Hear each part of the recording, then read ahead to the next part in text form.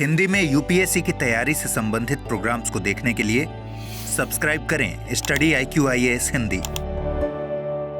नमस्कार, बहुत बहुत स्वागत है आप सभी का स्टडी IQ IAS हिंदी में। मेरा नाम है अतुल जैन। मेरे ख्याल से आप सभी ने भारत में अलग अलग मेडिकल कॉलेजेस में दाखिले के लिए या फिर क्योंकि देश में इंजीनियरिंग कॉलेजेस ज्यादा हैं तो कई सारे अधिकांश इंजीनियरिंग कॉलेजेस में दाखिले के लिए एक NRI कोटा के बारे में तो सुना होगा। या आपने सुना होगा कि NRI जो छात्र होते हैं जिनके परिवार भारतीय मूल के हैं लेकिन विदेश में रहते हैं, उनके लिए एक अलग से कोटा होता है, एक अलग से जिसको आरक्षण कहा जाता है वो होता है। और आमतौर पे NRI कोटा में विद्यार्थी जो हैं जिनको बहुत कम अंक लाने के बावजूद या जो आमतौर पे सामान्य जो एडमिशन की प्रक्रिया होती है एंट्रेंस एग्जाम की, अगर उसमें वो चयनित नहीं भी हो पाते तो भी उनको NRI कोटा में अक्सर दाखिला मिल जाता है। अब देखिए, कोटा की व्यवस्था जो होती है, आरक्षण की व्यवस्था, वो वहां पर तो ठीक है जहां पर आरक्षण का लाभ किसी ऐसे वर्ग को, किसी ऐसे समुदाय को मिल रहा है जो सामाजिक तौर पे पिछड़ा हुआ है, जैसे अनुसूचित जाति को, अनुसूचित जनजाति को, पिछड़े वर्ग को वगैरह, या फिर आर्थिक तौर पे पिछड़े वर्ग को, जो भी सरकार ने पिछले कुछ वर्षों में दिया है। लेकिन एक NRI को सिर्फ NRI होने के नाते आरक्षण मिलना या फिर उसको जो है उसके लिए कुछ सीटें आरक्षित रखना, क्या यह किसी भी तरह से उचित है या फिर नहीं है? और यह देखा गया है कि कई बार सरकारें और जो इन कॉलेजों के प्रबंधन होते हैं वो इस मामले में थोड़ी मिलीभगत करते हैं, क्योंकि NRI सीटों की फीस जो होती है वो कई गुना ज्यादा रखी जाती है।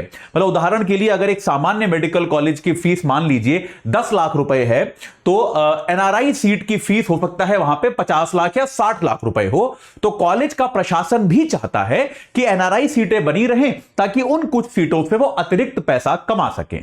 तो ये एक प्रक्रिया जो है ये हम सबको पता है, ये सामान्य जानकारी है, ये हर जगह चली आ रही है। तो पिछले दिनों क्या हुआ, पंजाब सरकार ने अपने राज्य में, पंजाब में NRI कोटा पे राज्य सरकार की जो MBBS की सीटें हैं उनमें एडमिशन के नियमों में बदलाव कर दिया और इस बदलाव को पंजाब और हरियाणा हाईकोर्ट ने खारिज कर दिया था। अब इस हाईकोर्ट के निर्णय के खिलाफ पंजाब सरकार गई सुप्रीम कोर्ट और भैया सुप्रीम कोर्ट ने क्या फटकार लगाई है पंजाब सरकार को, यह मैं आपको बताऊंगा। न सिर्फ सुप्रीम कोर्ट ने पंजाब सरकार को फटकार लगाई है और हाईकोर्ट के निर्णय को कायम रखा है, बल्कि पूरे देश में यह जो NRI कोटा का सिस्टम है कॉलेजों में, इस पर सवालिया निशान खड़ा किया है। कोर्ट ने ऐसा कोई आदेश नहीं दिया बाकी जगहों पर NRI कोटा के सिस्टम पर कोर्ट की इन टिप्पणियों के बाद NRI कोटा की पूरी प्रक्रिया पर एक बार पुनर्विचार शुरू होगा, यह तय है। क्या मामला है, कोर्ट ने क्या कहा, यह सब आपको अगले 5 मिनट में बता दूंगा। लेकिन उसके पहले आप देख लीजिए कि भाई हमारा लॉन्ग टर्म बैच जो 2026 और 27 वाले विद्यार्थियों के लिए है वो 27 सितंबर से शुरू हो रहा है। AJ लाइव कोड लगाइए, 30,999 में आप जुड़ जाइए भाई। ये जो है इस बैच से तुरंत जुड़िए। 2026-27 वालों को अक्सर ऐसा लगता है कि बहुत टाइम है अभी, तो यार उतना टाइम UPSC में होता नहीं है, तो आप तुरंत जुड़ के अपनी तैयारी को एक सही आकार प्रदान कीजिए। और अगर आप उन विद्यार्थियों में से हैं जो 2025 में एग्जाम देने वाले हैं लेकिन अब तक आपको ऐसा लग रहा है कि यार तैयारी में मजा नहीं आ रहा, तैयारी कर तो रहे हैं लेकिन वो एक बढ़िया फीलिंग जो आती है ना तैयारी करके कि यार हाँ मतलब अब सही से तैयारी चल रही है, वो वाली फीलिंग आ नहीं रही है, तो आपके लिए ये मौका है हमारे प्रतिज्ञा प्लस बैच से जुड़ने का कि भाई ये 2025 वाले बैच के लिए आखिरी बैच है, इसके बाद और बैच नहीं आएगा।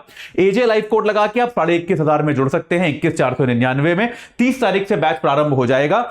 एक आखिरी मौका है आपके पास 2025 की तैयारी ठीक से करने का, प्री मेंस इंटरव्यू तीनों की इसी बैच के अंतर्गत। तो आज ही AJ लाइव कोड लगा के जुड़िए। 30 तारीख से बैच शुरू है, बिल्कुल भी इसको छोड़िएगा मत, ये आपके बहुत काम आने वाला है। चलिए भाई, तो पंजाब, पहले तो सुनिए पंजाब सरकार का, देखिए मतलब उन्होंने किया क्या था ये बताता हूं आपको। तो पंजाब सरकार ने क्या किया था, जो NRI कोटा होता है भाई, NRI कोटा जो होता है वो किसके लिए होता है? आमतौर पे NRI माता पिता, NRI वह उनके आश्रितों के लिए। भाई ये कहा जाता है भाई NRI जो है वह उनके आश्रित, मतलब एक NRI दंपत्ति है, मान लीजिए NRI पति पत्नी है, उनके बच्चे जो हैं उनके लिए ये कोटा होता है आमतौर पे। तो NRI और आश्रित जो हैं इनके लिए ये कोटा बनाया गया था। पंजाब सरकार ने क्या किया, NRI और आश्रित की जो परिभाषा है इसकी परिभाषा का विस्तार कर लिया।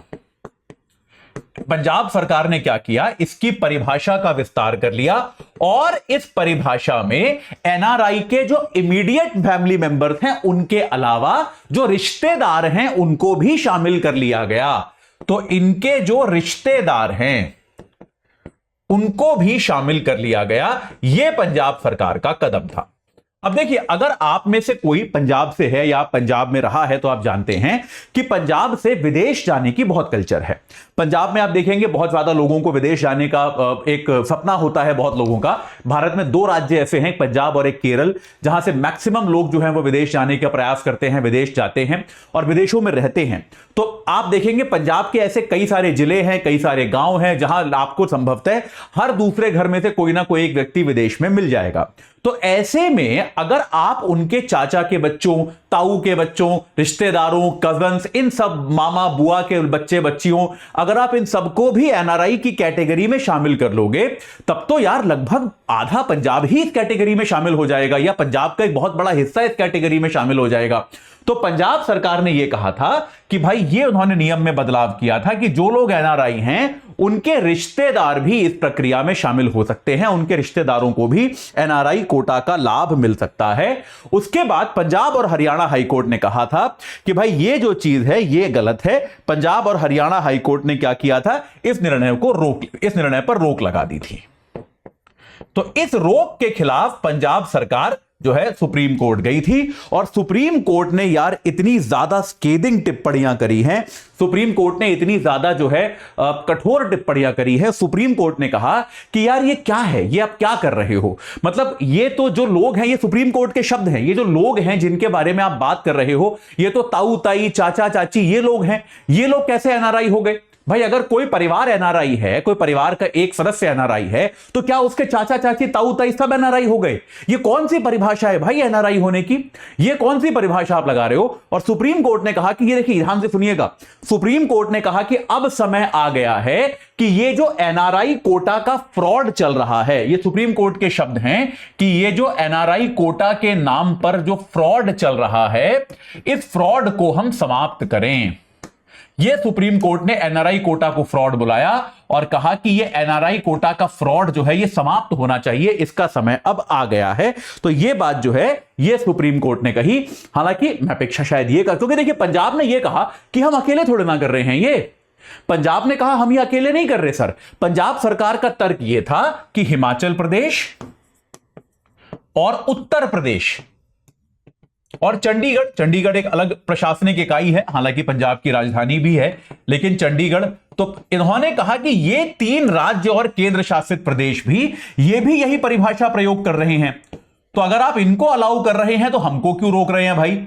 ये जो रिश्तेदारों की परिभाषा है ये भी यूज कर रहे हैं, तो अगर इनको अलाउड है तो हमको क्यों रोका जा रहा है, ये बात तो ठीक नहीं है। ये बात पंजाब ने कही। तो सुप्रीम कोर्ट ने इन राज्यों को तो अभी कुछ नहीं कहा। मैं ये भी सोच रहा था कि शायद सुप्रीम कोर्ट इन राज्यों को भी नोटिस जारी करे कि भैया तुम भी क्यों कर रहे हो, पर सुप्रीम कोर्ट ने अभी ऐसा कुछ नहीं कहा। लेकिन ये सीधे सीधे कहा है कि ये और कुछ नहीं है, ये केवल पैसा कमाने का जरिया है, ये आप अतिरिक्त पैसा कमाने का आपने इसको धंधा बना के रखा है और इसको पूरी तरह से बंद किया जाना चाहिए। इसके साथ ही सुप्रीम कोर्ट ने हाई कोर्ट का जो निर्णय था उसको बरकरार रखा।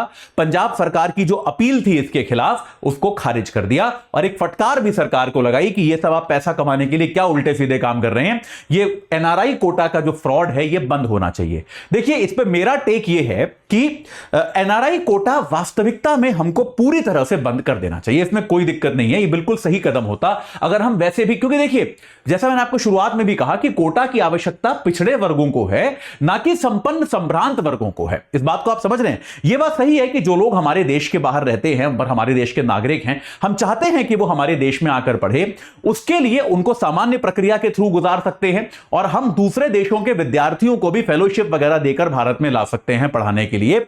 लेकिन ये एनआरआई कोटा के नाम पर हम सब ने अपने क्षेत्र के कॉलेजों में भयंकर भ्रष्टाचार होते हुए देखा है।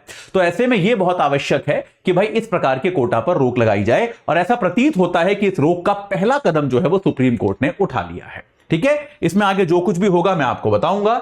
जाते जाते आपको फिर से बता दूं कि भाई हमारा 2025 वाला आखिरी बैच जो है भाई वो आ रहा है 30 तारीख से। एजे लाइव कोड लगाइए और तुरंत जुड़ जाइए। अगर आपको ऐसा लगता है कि तैयारी कर तो रहे हैं लेकिन कॉन्फिडेंस नहीं आ रहा, तो यार आपको इस बैच की सख्त जरूरत है। एजे लाइव कोड लगाइए, 21,500 में जुड़ जाइए। और अगर आपको ऐसा लगता है कि आप 2026 या 27 में एग्जाम देने वाले हैं, तो आप हमारे लॉन्ग टर्म बैच से जुड़ सकते हैं। वो 27 तारीख से शुरू हो रहा है। एजे लाइव कोड लगा के आप 30,999 में इससे भी जुड़ सकते हैं। तो अपनी पसंद का बैच चुनिए और उससे तुरंत जुड़ जाइए। इस चर्चा से जुड़ने के लिए आप सभी का बहुत बहुत धन्यवाद। हिंदी में यूपीएससी की तैयारी से संबंधित प्रोग्राम्स को देखने के लिए सब्सक्राइब करें स्टडी IQ IAS हिंदी।